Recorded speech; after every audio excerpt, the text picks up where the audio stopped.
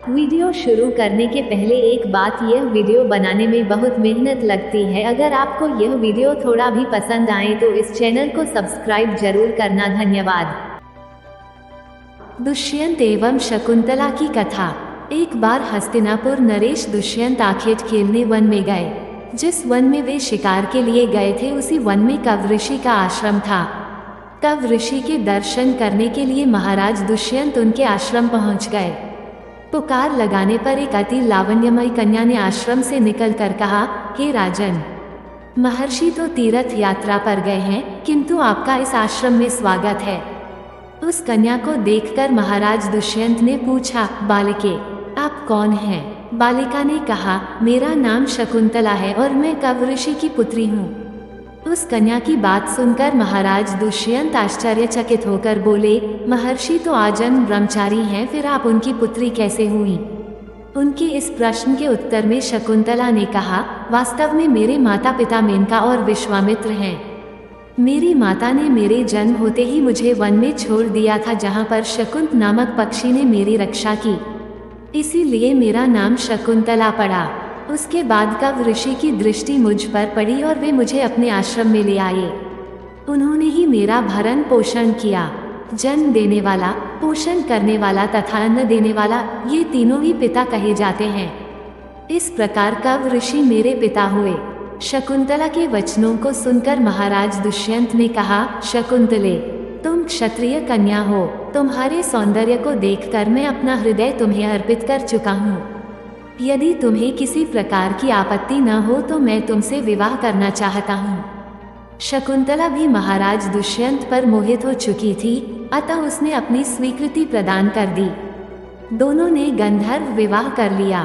कुछ काल महाराज दुष्यंत ने शकुंतला के साथ विहार करते हुए वन में ही व्यतीत किया। फिर एक दिन वे शकुंतला से बोले, प्रियतमे, मुझे अब अपना राजकार्य देखने के लिए हस्तिनापुर प्रस्थान करना होगा।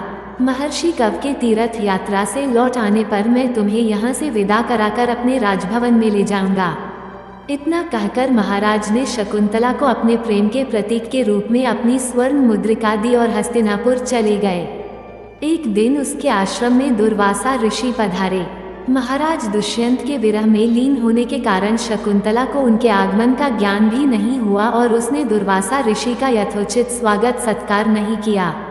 दुर्वासा ऋषि ने इसे अपना अपमान समझा और क्रोधित होकर बोले, बालिके, मैं तुझे शाप देता हूँ कि जिस किसी के ध्यान में लीन होकर तूने मेरा निरादर किया है वह तुझे भूल जाएगा।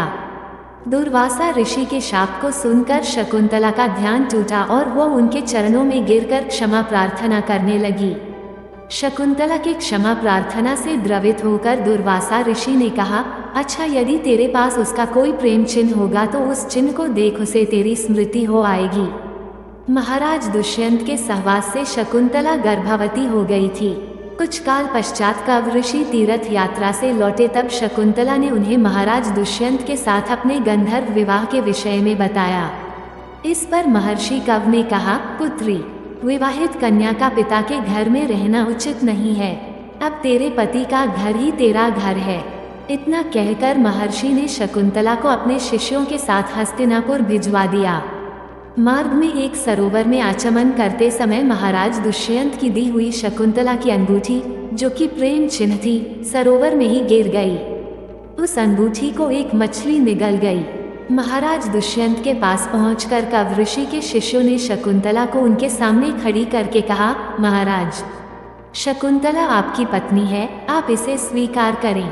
महाराज तो दुर्वासा ऋषि के शाप के कारण शकुंतला को विस्मृत कर चुके थे, अतः उन्होंने शकुंतला को स्वीकार नहीं किया और उस पर उल्टा होने का लांछन लगाने लगे। शकुंतला का अपमान होते ही आकाश में जोरों की बिजली कड़क उठी और सबके सामने उसकी माता मेनका उसे उठा ले गई। जिस मछली ने शकुंतला की अंगूठी को निगल लिया था, एक दिन वह एक मछुआरे के जाल में आ फंसी। जब मछुआरे ने उसे काटा तो उसके पेट में अंगूठी निकली। मछुआरे ने उस अंगूठी को महाराज दुष्यंत के पास भेंट के रूप में भेज दिया। अंगूठी को देखते ही महाराज को शकुंतला का स्मरण हो आया और वे अपने कृत्य पर पश्चाताप करने लगे। महाराज ने शकुंतला को बहुत ढूंढवाया किंतु उसका पता नहीं चला। कुछ दिनों के बाद देवराज इंद्र के निमंत्रण पाकर देवासुर संग्राम में उनकी सहायता करने के लिए महाराज दुष्यंत इंद्र की नगरी अमरावती गए। संग्राम में विजय प्राप्त करने के पश्चात जब वे आकाश मार्ग से हस्तिनापुर लौट रहे थे तो मार्ग में उन्हें कश्यप ऋषि का आश्रम दृष्टिगत हुआ। उनके दर्शनों के लिए वे वहां रुक गए। आश्रम में एक सुंदर बालक एक भयंकर सिंह के साथ खेल रहा था। मेनका ने शकुंतला को कश्यप ऋषि के पास लाकर छोड़ा था तथा वह बालक शकुंतला का ही पुत्र था। उस बालक को देखकर महाराज के हृदय में प्रेम की भावना उमड़ पड़ी। वे उसे गोद में उठाने के लिए आगे बढ़े तो शकुंतला की सखी चिल्ला उठी, हे भद्र पुरुष, आप इस बालक को न छुए अन्यथा उसकी भुजा में बंधा काला डोरा सांप बनकर आपको डस लेगा। यह सुनकर भी दुष्यंत स्वयं को न रोक सके और बालक को अपने गोद में उठा लिया। अब सखी ने आश्चर्य से देखा कि बालक के भुजा में बंधा काला गंडा पृथ्वी पर गिर गया है। सखी को ज्ञात था कि बालक को जब कभी भी उसका पिता अपने गोद में लेगा वह काला डोरा पृथ्वी पर गिर जाएगा। सखी ने प्रसन्न होकर समस्त वृतांत शकुंतला को सुनाया। शकुंतला महाराज दुष्यंत के पास आई। महाराज ने शकुंतला को पहचान लिया। उन्होंने अपने कृत्य के लिए शकुंतला से क्षमा प्रार्थना किया और कश्यप ऋषि की आज्ञा लेकर उसे अपने पुत्र सहित अपने साथ हस्तिनापुर ले आए। महाराज दुष्यंत और शकुंतला के उस पुत्र का नाम भरत था। बाद में वे भरत महान प्रतापी सम्राट बने और उन्हीं के नाम पर हमारे देश का नाम भारतवर्ष हुआ।